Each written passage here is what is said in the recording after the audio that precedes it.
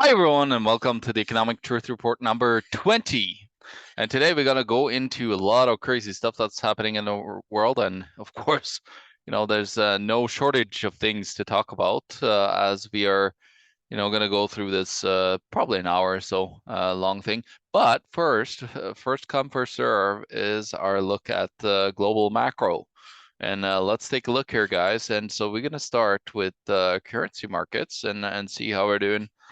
There's been a little bit of moves lately as, of course, the inflation went down severely from 8.3 to 8.1, I think it was, to 7.7 in the United States. So it's all good now.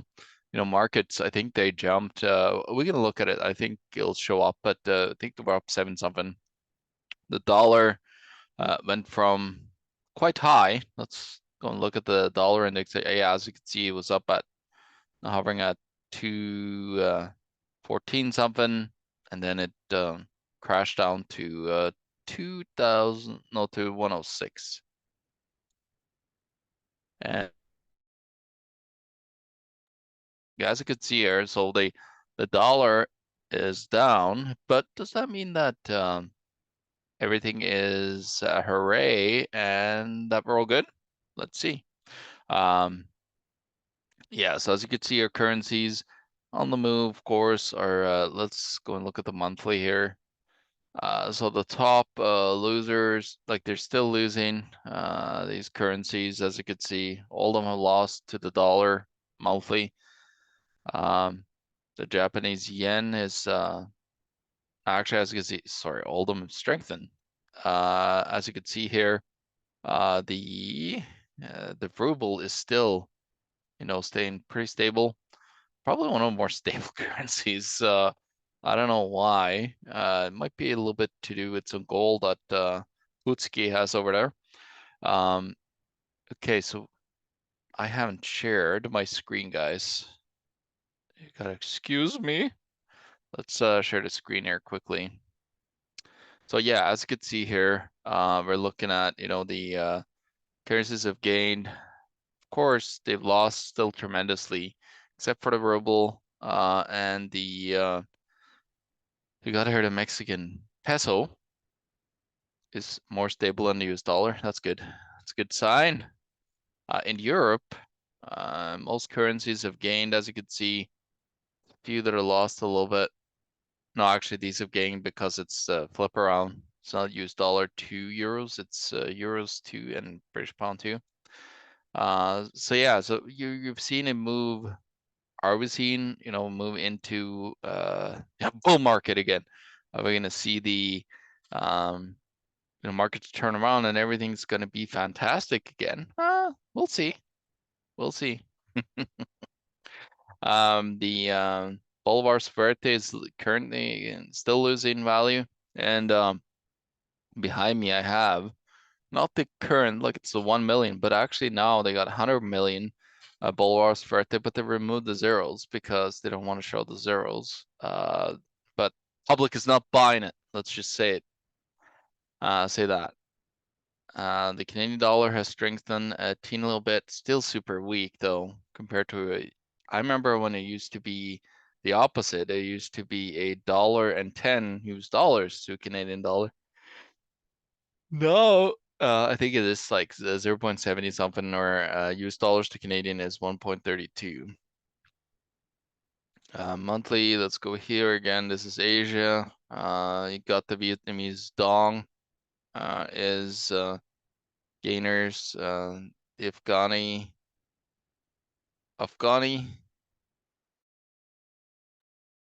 Then you have Kyrgyzstan's currency, Pakistani rupee. There's the Uzbek. What is that now? Some is a little bit stronger.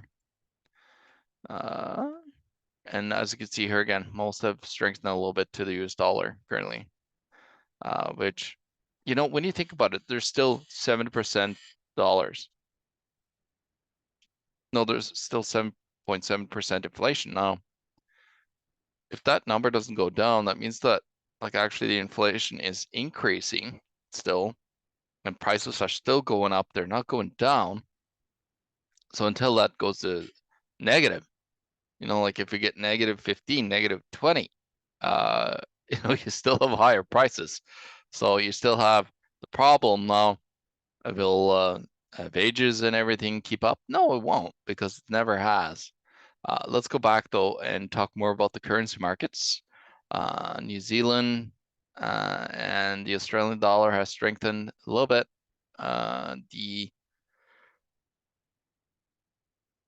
The Fiji dollar, yeah, all of them have strengthened to the US dollar, even though that they have heavy inflation in most of these countries. Ghana's currency is the biggest loser here. So as you can see, there's some currencies that are starting to struggle here pretty heavily in Africa. Oh, the Angolan Kwanza is back again at it. Many times. It's like the Zimbabwean, how they call it? Oh no, sorry, that's Zambian Kwanza.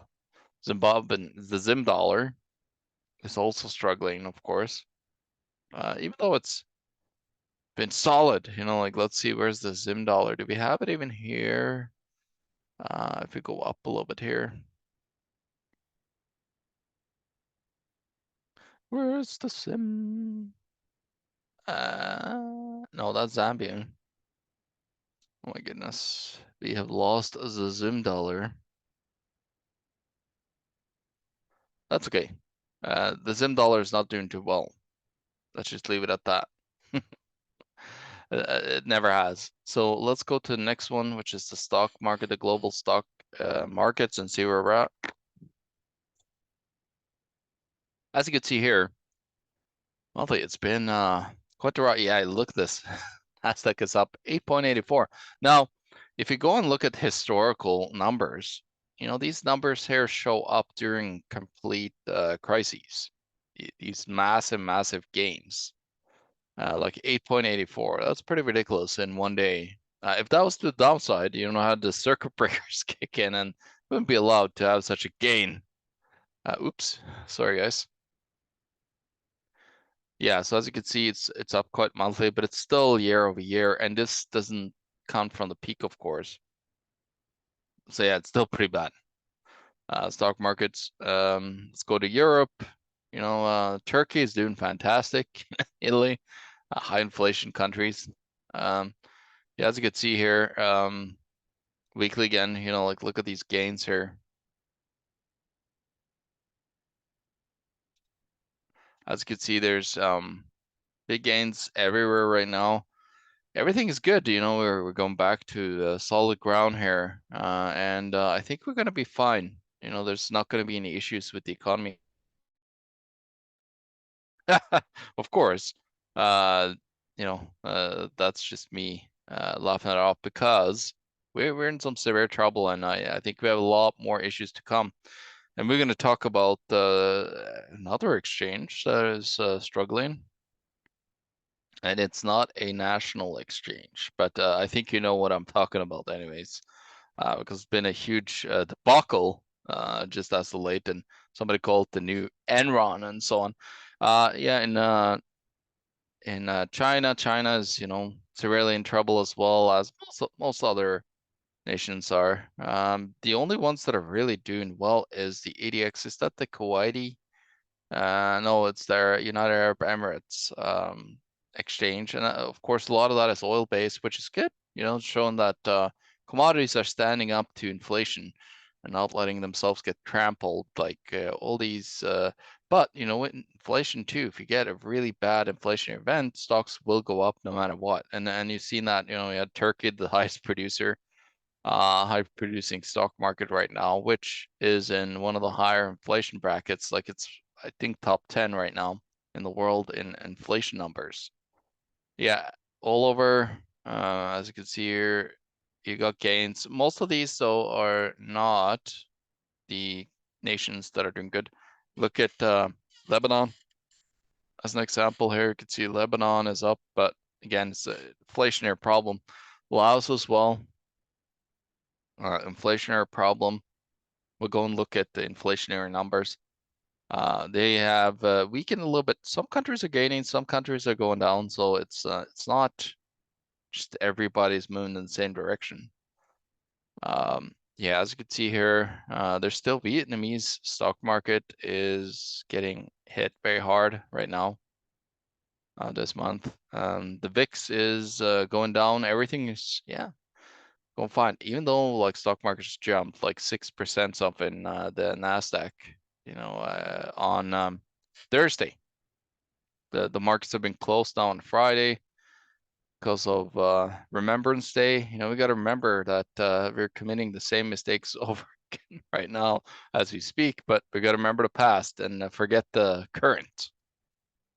Yeah, you got the Namibian stock exchange, the Egyptian, all these stock exchanges are going up. Oh, here's the Zimbabwean stock exchange, of course. Losers, Morocco, and Nigeria. Interestingly enough, Nigeria is a oil country, so it's interesting to see that they're losing. Let's go to commodities and see how our commodity friends are doing. Okay, let's look at the energy ones. As you can see here, monthly ethanol, gasoline, Brent crude is up. As you can see here, 96 right now is Brent. This is the oil in the outside of Norway. You got the crude VTI here, which is the Western Tex Intermediary, is at 88. It's pretty high still, up 3% this month. So oil is still struggling. There's a massive shortage of diesel that's developing that could be detrimental to the North American way of life. Yeah, let's look here again. You can see uranium is up a bit as you had the Swedes just recently announcing that they're going to open up some new uranium nuclear plants. You got the oil oils. This is just different oil from different places. You can see here. Look at the natural gas prices are going down, and everybody's happy. Look at this. Look how good it looks. Wait. Oops. Well, that's June, so that's unfair. But 22, yeah, it's 1,000% plus increase. So it might look good, but it's not, at a point where it's any good for the people of Europe right now that are really struggling. Coal prices, same kind of thing. Let's see here. Let's look at the coal prices. Yeah, as you can see here. Let's look at midwinter here. It was 69. Now it's at 325. Not very good. So energy is a big thing that are really destroying everything because we need energy to, create things to run the economy. And if energy is very expensive, we're gonna struggle and we're gonna have a huge downturn. Yeah, let's look at some monthly moves on commodities. Commodities are back at it again. Copper is almost over $4 a 1,000 pound. I think it's 1,000 pounds. Silver has done very well, 13% up this month. Yeah, that's one of my biggest. That is my biggest holding actually, is silver. Lithium, you got them. They're up. Gold is up and pretty okay as well. I got steel is down because there is a recession looming, and yeah, you're gonna have some serious problems with that. For monthly here, you got palm oil, sunflower oil, cocoa, sugar, rice, potatoes are doing quite well, together with soybeans, canola, cotton, orange juice, rapeseed. They're in the positive, and then negative is coffee, butter, lumber. Lumber is still dropping. Let's see where lumber is right now. As the housing slowdown is happening, especially here in North America. Yeah, and as you can see, it's starting to move down now. It's let's see, in 2018 there was a peak at 597 over. Oh, excuse me, we're actually below the 2018 peak right now. So that is good that it's quieting down. It's slowing down a bit, and yeah, lumber is in for some issues, of course. Let's go and look at the industrial metals. Gallium, urea has dropped quite a bit. But again, like if you look at the prices here, they're still nowhere near, the lows of just last year, just pre-pandemic, pre-government lockdowns, not pandemic.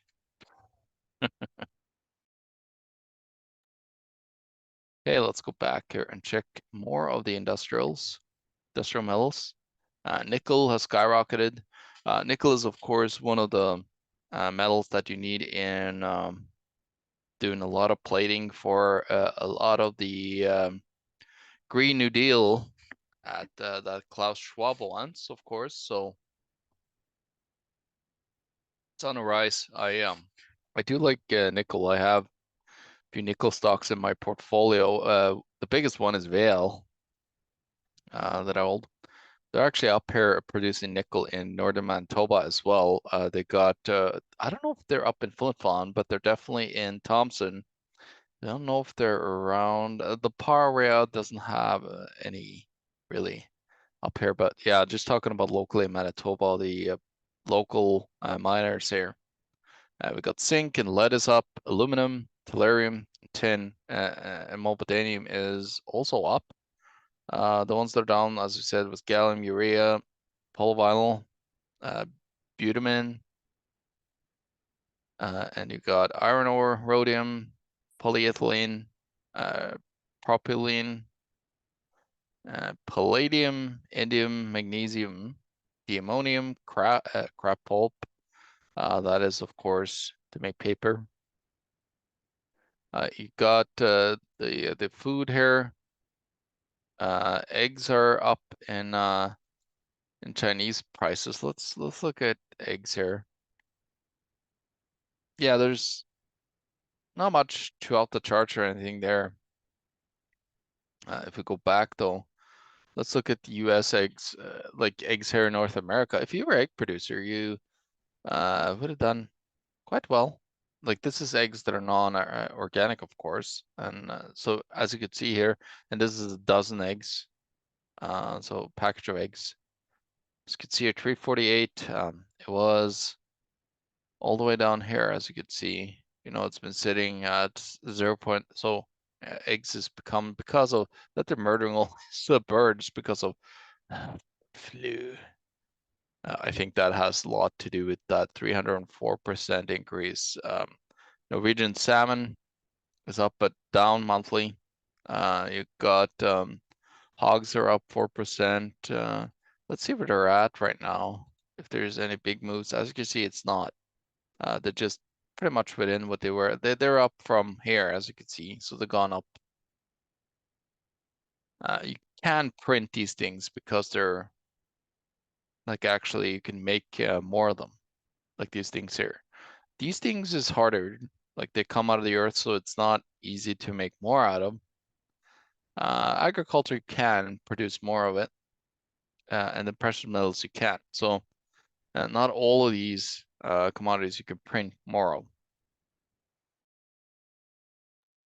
Okay, so let's go. Let's actually go down here. Where is the trying to see now? No, sorry guys. Okay, so we're gonna go into the news and we're gonna take a look at what's happening in news. And of course, if anybody paid attention, there's been another crypto exchange that beats the dust. It's probably the biggest so far, which is the Sam Bankman. You gotta love his name, Bankman, running a crypto exchange. That's pretty funny.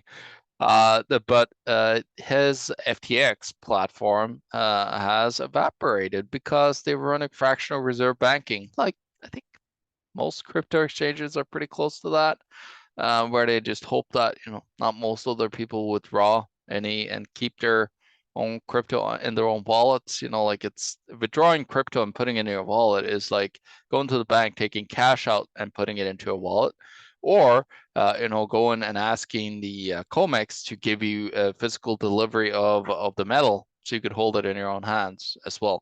So that's kind of what that is. Yeah, but not really a surprise. People are so surprised, like they can't believe it. Like it's Enron 2.0 and so on. And of course, all the years, some suspects have been in there, promoting pretty heavily. And I think it was George Gammon saying that it's a celebrity thing now. Crypto.com has not crashed yet. So we're gonna have to wait for that one, George, because that was a big one with Matt Damon promoting Crypto.com. I think they have a little bit more solid ground, but again, it's again with any exchanges, it's pretty much the same as a bank, or worse sometimes. Some of them are better. I think Binance is a little bit better probably, and Coinbase, I think I think Coinbase is going to be the only one though, ending up on the global systemically important banks list of the FSB, the Financial Stability Board. But here you can see, this one hasn't aged that well. But let's go and look at a Brady one here. I'm just gonna do one thing here. Just wait, guys. Here, I'm back. Let's see here. We're gonna go to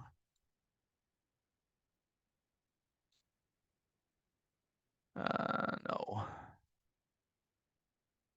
Oh yeah, here we go. So we're gonna share the sound. Okay, here we are. So as you can see here, we're gonna play some FTX commercials. Can I talk to you about something? Yeah, we talked about it. I got another 10 years left. Maybe 15. Not bad. This is big. What do you think? Are you in? You know what? I'm in. Let's call everyone. Hang on a minute. How dare you call this number? Okay, I'm in. Whatever. Who's that? That was my mom. Hey, don't eat that. Yo, what's up? Yeah, I'm in. Yeah, sounds good. I'm in. I'm in. Hey, Arthur, I quit. Yeah, it's time to quit your job and put all your money in I'm in. TT tokens. T-Bone, is it the downstairs toilet again? Hello, Tom. Doggy coin? Sue, Mark. Are you in? I'm in. I'm in. I'm in. All right, this last one might be tough. Nah, he loves you. Probably just getting out of the dentist. This guy. First, even if you wanted to come back, we wouldn't take you. Yes, you would. Yeah, we would. You're right, we would. What's up? I'm getting into crypto. With FTX. You in?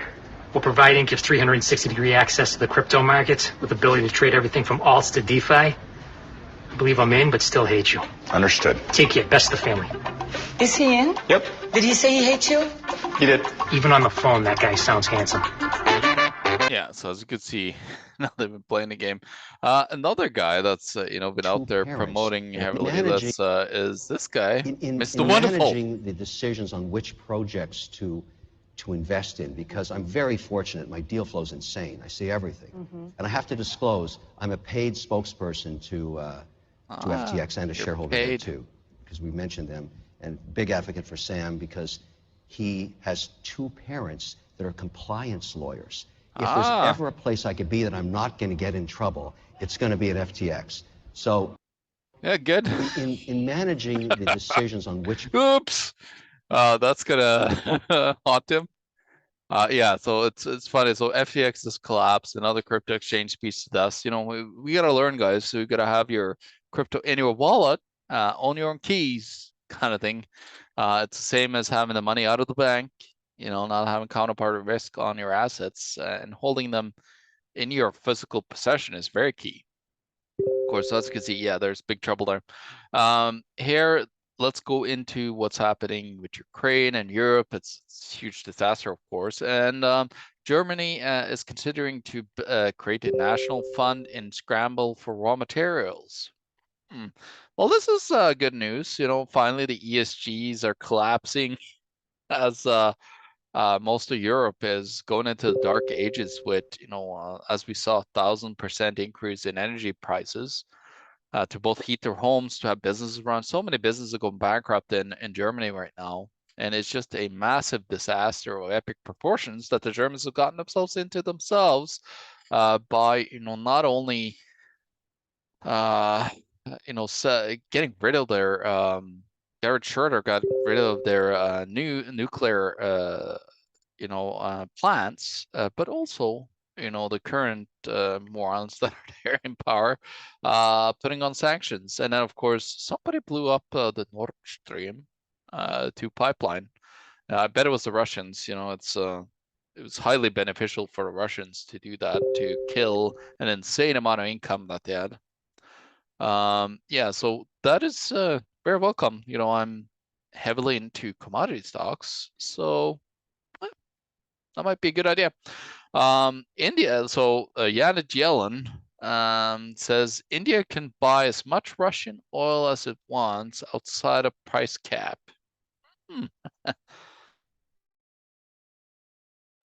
Thank you, Nana Yellen. Janet is such a wonderful old lady, isn't she? Now that you've seen the disaster is breaking out, where they're totally devastated the global economy. U.S. quietly asks a bank to keep some ties with Russia, even as Congress balks. Congress is, waving their fists hard. Meanwhile, Jamie and the boys are, not quite cutting ties with VTB, with what's the other big one over there? We got, my goodness, I told Sberbank, I think it's pronounced in Russian. So yeah, they're not totally cutting ties with the Ruskies, of course, because maybe they have a plan of some shenanigans going on there. The U.S. drops experimental parachuted missiles in Arctic as a warning to Russia. So here, yeah, as you can see, parachute missiles. Looks like a lot of fun. Actually, maybe there's a video. Let's see if we can see it. Ooh.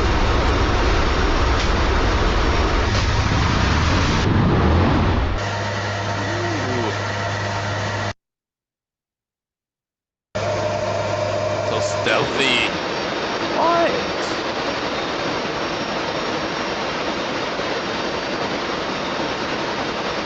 Oh, look at the little missile. And what is he doing? He's alive. What is he doing? Is he going straight into the ocean? Oh, it looks like it's flying. No, it suddenly turned to crap. Yeah, we're not going to show everything here, of course. Not going to show the full extent of our weaponry.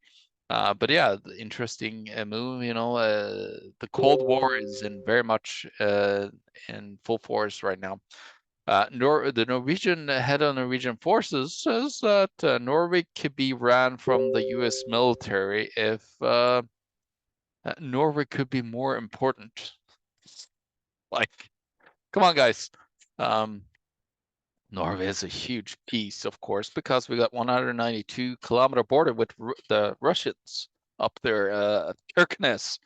The city that was basically bombed to smithereens by the Russians and the Nazis trying to invade Russia from there through the Kola Peninsula. There's now some new things coming out about some dark ships, a Nordstrom mystery. Like, I think most of us don't think it's too much of a mystery, and of course, like, you had the Swedish authorities said that, Gazprom, you're not going to be allowed to look at your own pipes and see what's been going on there. And actually, Gazprom owns the Nord Stream 51%, but then there's a consortium of energy companies in Netherlands, I don't know if it's Belgium, but it's definitely Netherlands and Germany that owns the Nord Stream pipeline. So yeah, so that is coming on. These dark ships up and moving around. And of course, there's been exercises around there by the CIA, husband, but it's definitely the Russians, 100%. Nobody else would do anything like this than destroying their own pipeline that brings in an insane amount of income.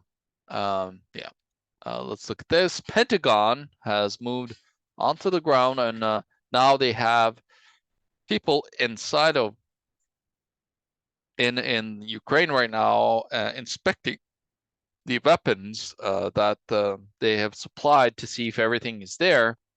And of course, they could be fair game now. Of course, I've heard this from top military experts in Russia saying that, yeah, they're fair game.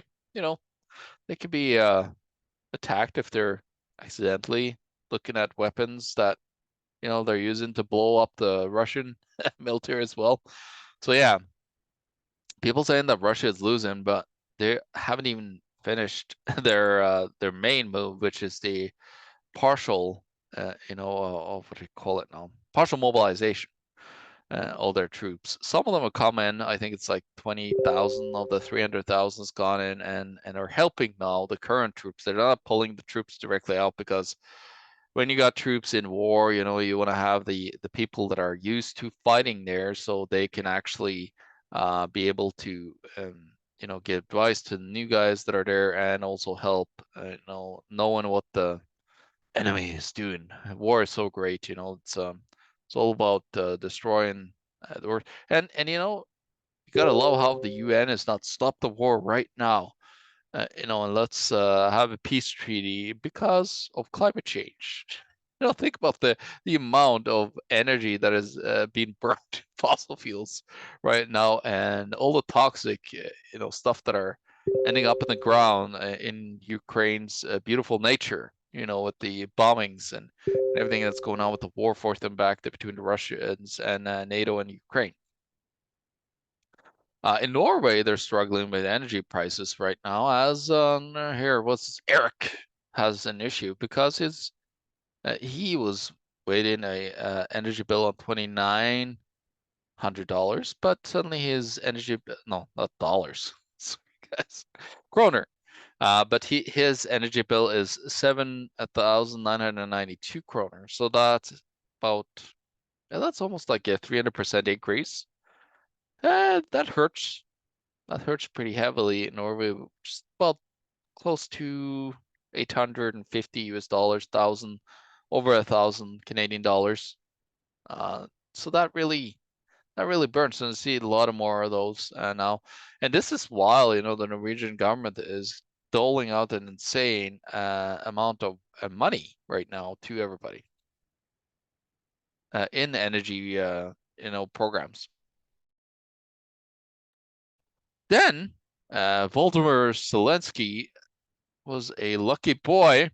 Well, he got a Oscar right now from Sean Penn, that went and visited him over in Ukraine, and great actors like Gavin Newsom. He got an Emmy for his fantastic performance of leading the sheep to the slaughter. In California, of course, during COVID. So yeah, it's nothing new right now that these morons are getting acting acumen from these Sean Penn or whatever. The UK misery to worsen as the economy just went down, like it's that negative GDP growth. So they're in a recession right now, and they're going to struggle heavily.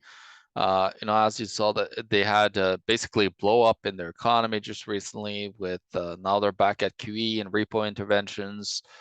They're printing a whole bunch of money there again. Central bank reserves to buy up assets because pension funds basically collapsed and they had to bail them out, or else you wouldn't get your pensions if you were a government employee over in Europe. And I bet you there would be some pitchforks out when the government employees that have the golden parachutes pensions, wouldn't get their pensions. That would suck, wouldn't it?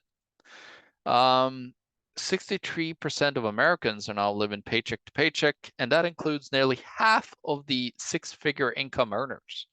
So this is no good. 63% of everybody. That is a nasty number. And of course, the Fed might look at, since now you're looking at inflation is coming down, well, they're going to slow down now. And everybody's all rah-rah about the stock market, skyrocketing. Actually, during cutting, let's see if I can find this. I might have posted it somewhere. Let's look here, guys. Sorry for it's going to be a little bit of a delay here. We could talk about. I just want to show you there's a chart that actually shows how into tightening, when the no, into quantitative easing, when the quantitative, well, basically when they cut interest rates and then suddenly quantitative easing comes back, how stock markets actually crash the biggest. Yeah, I don't really need to show you guys that because it's pretty obvious. It's bad, and that has been shown and proven, a lot lately. Let's look at if I have it over here though. But anyways, so basically that's what's happening is that you have these the market itself is just I can't find it. Sorry guys. But it's crashing down because the central bank only cuts interest rates when shit hits the fan. And so that's where we're probably or might heading towards. We might see, more increases as they completely are now starting to see seeing cracks in the auto loan market, asset-backed security derivatives, and corporate debt.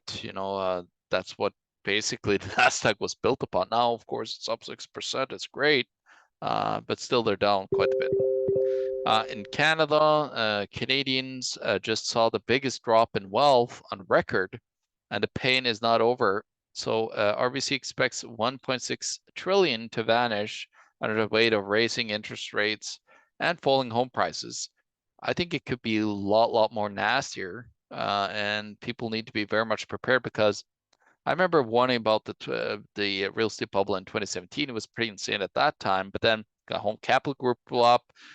You got what's his name? Warren Buffett bought it for 13 billion, and right after he created a mortgage-backed security with all the terrible assets packaged them and sold them to somebody else. Gotta laugh at that though. So at that time I thought that things are gonna defend, but then they started to cut interest rates not too much longer into it, and we had interest rates coming down. So that again gave a huge rise to the property market in Canada, and so now the real's starting to struggle, and we'll see more. The longer these prices they're starting to trickle in, as you can see. Like I looked at was a 5-year mortgage. I drive by banks and credit unions on the way in to work in the mornings, and I always see like now it's at 5.2%. It was 5% just like a month ago. And so you're seeing these, and that's a 5-year term mortgage. We don't have the 30-year terms here in Canada like they have in the United States. So very interesting. That is going to hurt a lot of people when your mortgage payments are doubling. Think about that. Hedge fund giant Elliott warns looming hyperinflation could lead to global collapse. And that hyperinflation, let's see here if we can find what I think could be the trigger. Sorry guys, just give me a sec here. We're just trying to find a article that I had. Where did it go now?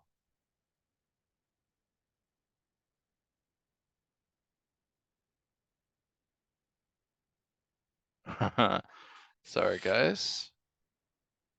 Oh yeah, here. This is the one.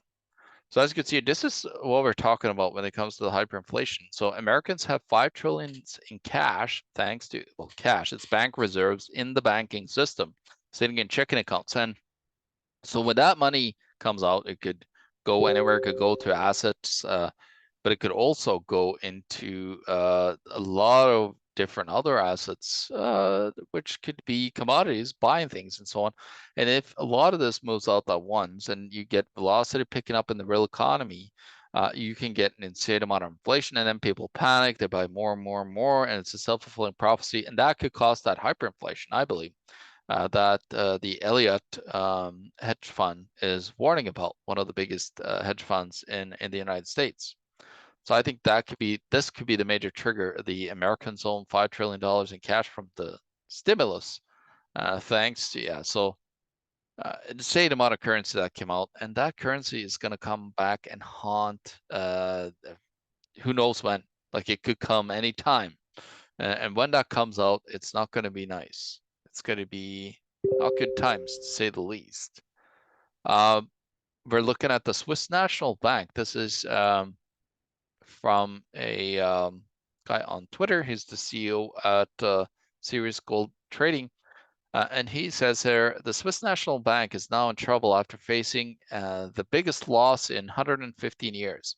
The current political and inflation issue have also hit Switzerland. The Swiss National Bank has now made a total of $142 billion losses. Francis says these are shocking numbers for the Swiss National Bank, and as it marks the biggest loss in over 115 years. Now, this is, of course, because of they had negative rates. Rates went up quite a bit, and so now they're going to have to write down their assets on their balance sheet. And of course, the Federal Reserve has just recently bailed out the Swiss National Bank. If you go, let me just show you here quickly. It won't take long to pull up these numbers. This is from some numbers that I'm tracking. Let's go and see here. Let's go to counterparties so we find them faster.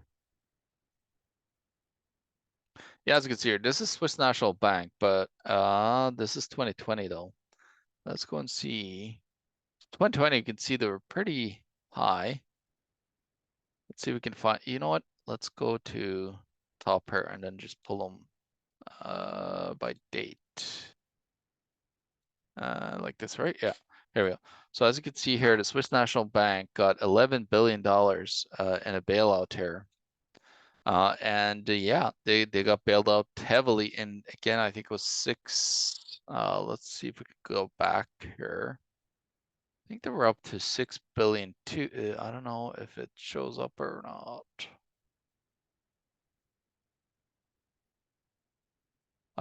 Yeah, I can't find it, but there was a 6 billion too. I might have missed it actually, but anyways, that was the latest one in October. And of course, they haven't gotten any as of late, but they've been bailing out the European Central Bank, as you can see here. Oh, here it is. The Swiss National Bank. Oh, that was before, sorry. So they had the 11 billion was the highest. And still, you know, the what is it called? Credit Suisse, one of the worst banks right now, is in trouble. And you know, still have the credit default swap, the insurance on the default of Credit Suisse is at still around record highs. So it's still struggling.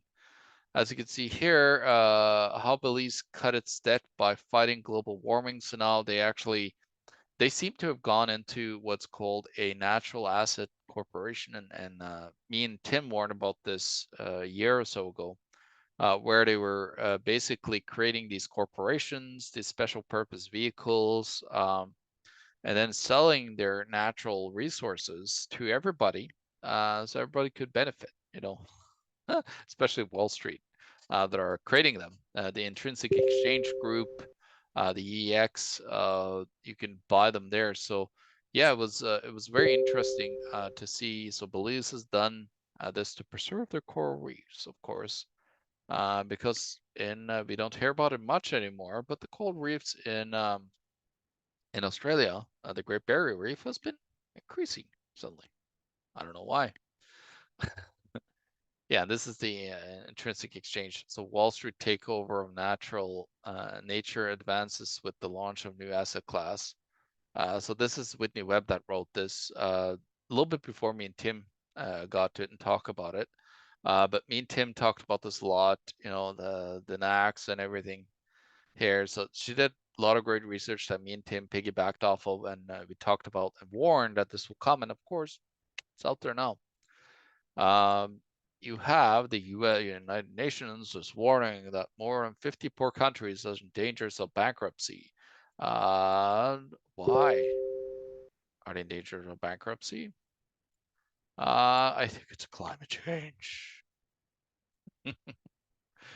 Yeah, climate change is the #1 contributor. Meanwhile, it's the insane policies that's been going on right now in the world, with printing currency and then also limiting fossil fuels.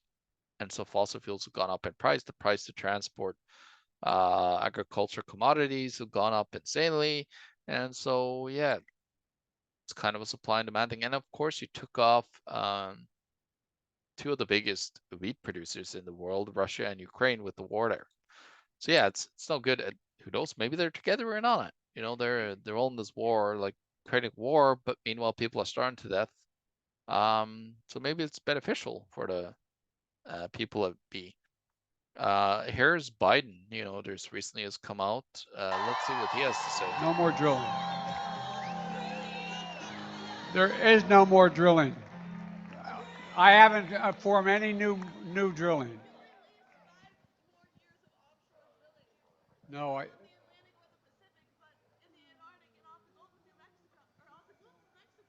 that was before I was president. We're trying to work on that, get that done. Thank you. Yes, let's cut the oil and let's starve to death. That seems to be the policy. And this is the real reason why oil prices are so high. Is of course the Biden administration came in and then basically they're stopping and banning oil in Canada. They're doing the same. They're attacking. You know, they really attacked whatchamacallit. And that brings me to the next article, which is really who's some of them that are behind it. Of course, one of them is the World Economic Forum together with the United Nations. And the Flemish government is preparing to cancel World Economic Forum's membership and say that we're a sovereign nation. You know, don't meddle in our policies. That's nothing new. They recently been talking about that in Alberta as well, here in Canada, with Michelle Smith? No, my goodness, I forgot her name. But anyways, they've been talking about that here. People are starting to see the issues with these policies and how they're basically destroying Earth and nations around the world. Now, here in wind farm in Germany is being dismantled to expand coal mine. I'll tell that to the oil activists out there, or get rid of all the carbon. I bet it was very efficient, those windmills there. Okay, so yeah, again, it's a huge disaster what happened to the energy policy. It's really destroyed Europe, and it's not Putin. It's a lot of it has to do with their own policies being completely dependent and trying to create this, renewable energy thing, and renewable energies are less than a few percent of the global energy production right now. Like in the United States, I think it's 82% is fossil fuels right now. It hasn't moved, like it moved 1%. Meanwhile, in Canada, this farmer says he reluctantly throws away enough cauliflower to feed the province. Richard is looking for financial help to get surplus crops to food insecure Canadians. So surplus crops, why does he have that? Let's see here. Despite perfectly good to eat, 40% hectare Melvin's 38 acres of cauliflower gets plowed back into the ground each year, according to Nova Scotia farmers' estimate. We waste enough cauliflower on our farm to feed everybody in Nova Scotia or the Maritimes, for that matter, he told Cross Country Checkups.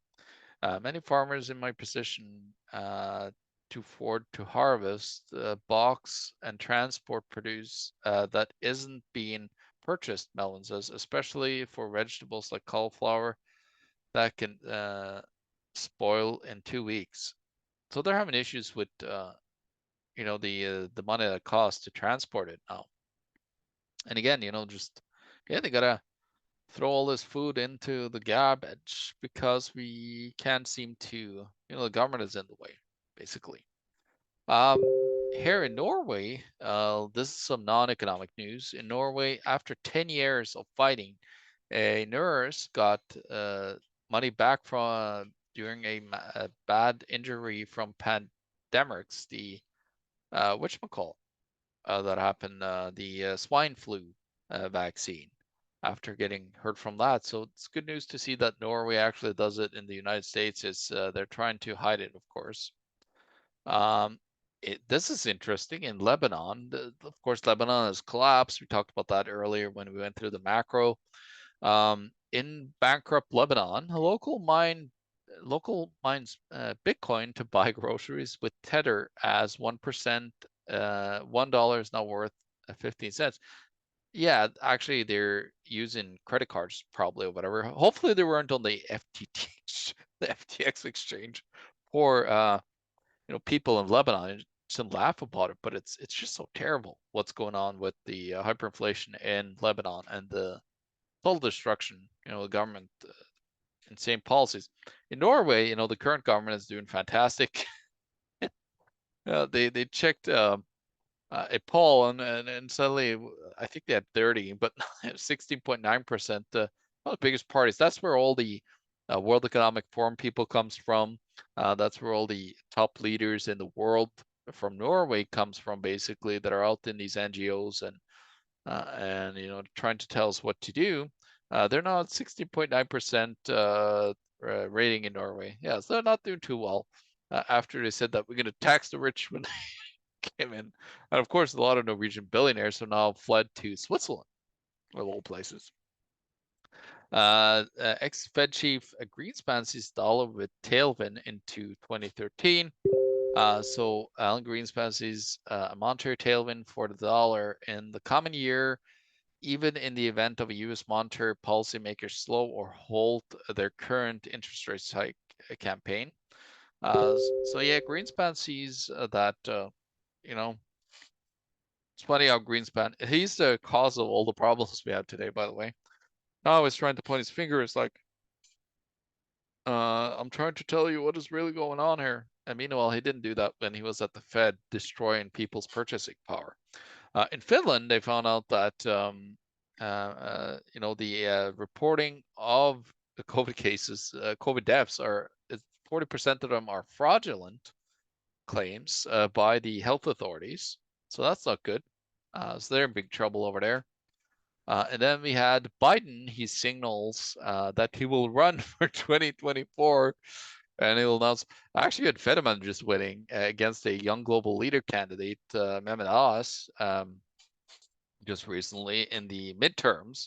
And of course, for Fetterman, he's a criminal bastard, by the way. Like what he's done to, he was a mayor of a city that he totally destroyed, but his policies making it one of the poorest in the world and so on. So Fetterman is criminal, but of course Fetterman got stroke, and it seems like when you're cognitively challenged, you get to run card because it's easier for you to be a puppet, I guess. And Biden is gonna run 2024. Let's see Biden versus Trump. Holy shit, you can't make this up anymore. The insanity of U.S. politics, and they're basically destroying themselves.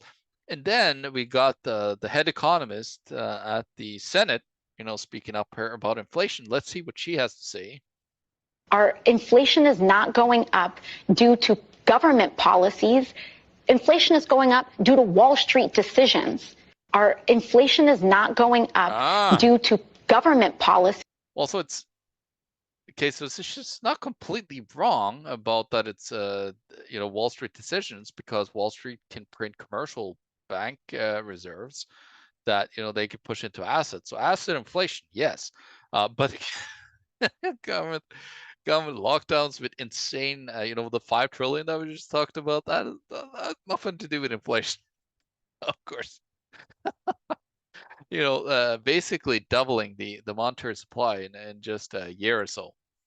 Yeah, which is you gotta enjoy tidbits like the little golden nuggets like this from AOC and crew over there in the United States. So yeah, we're in a lot of trouble.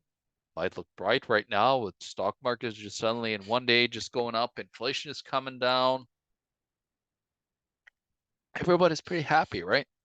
And so yeah, things might be good, but that's in Weimar Republic too, things were starting to look pretty good. Everybody was like, oh, we could start spending a whole bunch of money again. The 5 trillion, suddenly goes out there, and then velocity picks up, and you might have a hyperinflation on your hands. So a lot of issues are coming our way, and things are not over yet. I think 2023 and 24 be pretty nasty years coming up right now, looking at the global macroeconomics and seeing what's happening around the world, because I see bottom. For example, let's just quickly go through a few things that I see. I think we see bottom coming up in crypto in January to February based upon, the good track record of the 4-year cycle. And so that could be a bottom. Maybe even we'll see a bottom in the stock markets as well. That could also be the case. And so it'd be interesting to see if we get the bottom around the same time, maybe a March bottom again, like during COVID.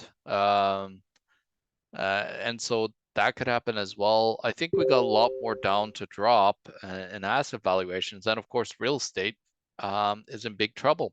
We might see, continuous rise of interest rates, which will just completely devastate. Norway, they almost tapped out. I think they had like 0.25%, and they're not nowhere near, the U.S. or Canadian even interest rate number from their central bank, the Norges Bank. So there's a lot of trouble looming, and I think a lot of nations that were very over indebted, both like now Canada is also a over indebted on the government debt side.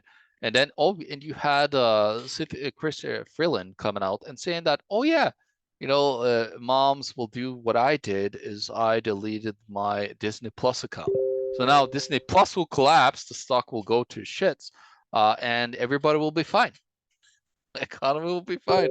$12, it's a huge impact on the everyday person's, living expenses. They could feed themselves for half a day on that.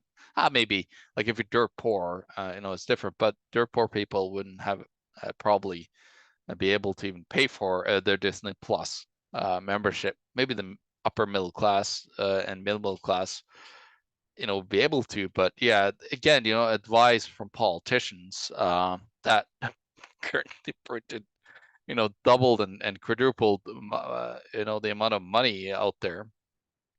You think that we should take advice from them, or should we take advice from people that have studied monetary history and say that this is a very bad decision and that we're in for some severe trouble and that it's going to be very devastating? And of course, the biggest warning here is the war talks everywhere. You see just war like everywhere in the Middle East right now. And then, of course, the war talk with now North, South Korea, Taiwan, US, China, and then of course Iran, Israel. Yeah, it's just a big mess, and the big mess comes from devaluation of currencies and desperate politicians trying to cover their tracks, and no better ways than covering their tracks and starting a war. All right, so yeah, we need to be prepared, guys, and the way we prepare ourselves is trying to position ourselves both financially and also on the health and food side, that you can protect yourself and your assets. So I personally, I have bought more silver. As you can see up here, here's more silver that's coming in, and it's really enjoying itself over here at the residence. And then don't hold too many of these, these guys here. They're not very good. The fiat currencies of the world are yet again, coming into a cycle of ending their power and reign. And then what will come next? Commodities will reign supreme because the real things will never lose value, because you can't really print them that efficiently as you can with now digital currency. And of course, the CBDCs that are coming in. Look at one currency, like you got Bitcoin, it's fully tracked, fully open, so they could, like on a surveillance ground, they could, really look into what you're doing. But there's other currencies like Monero, Parachain, and all these other privacy coins that are out there. Like Monero has only lost like a lot less. I think it's like 50 something percent versus, Bitcoin losing 70%, 75%, almost 80%, I think, from the peak. So Monero did well. Of course, I'm looking at potentially buying some crypto, especially Bitcoin in January, February, potentially again. But also not just financial assets. You need to feed yourself. So, have your if you can, live on a farm, guys. It'd be a great idea. And I know a lot of friends out there now that have bought farms, that are living on farms. And I don't do that personally, but I do have a huge garden. I have connections with local farmers and so on to buy these things and trade with these things when things goes not so well. So yeah, so let's prepare ourselves, guys, and not be victims, to the government policies and the monetary policies of the central banks. Let's, empower ourselves to be in a position where we could thrive instead of just barely survive during, the next 2, 3, probably 5 to 10 years potentially. So yeah, it's time to just try to position yourself the best you can to have real things in possession instead of a whole bunch of paper assets. Don't have all your money on the FTX exchange. That didn't turn out so well. So yeah, be prepared, guys, and make sure that you hold your own things in your own possession. It's key for the future of our well-being on this planet. And let's, move in that direction and decentralize away from these stupid centralized entities that we have right now. These central planners have completely destroyed the world economy. And so let's get away from that thinking and try to think about how we as individuals can take our responsibility for our own lives and for our own nature around us instead of listening to these morons, asking for $3 trillion to fix things. Okay, guys, you have a good one, a pleasure, and we'll see you soon.